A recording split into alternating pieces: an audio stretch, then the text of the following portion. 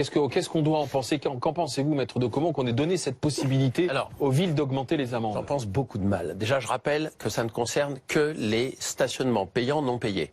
Si vous vous garez devant une caserne de pompiers, si vous vous garez sur un passage piéton, c'est un autre problème, ça reste une infraction pénale. C'est pour quand on a payé sa place, on n'est pas parvenu mettre de l'argent. On n'a pas suffisamment payé, ou on n'a pas payé du tout, et on se voit verbaliser pour avoir pas été en règle au stationnement payant. Alors je rappelle un principe fondamental.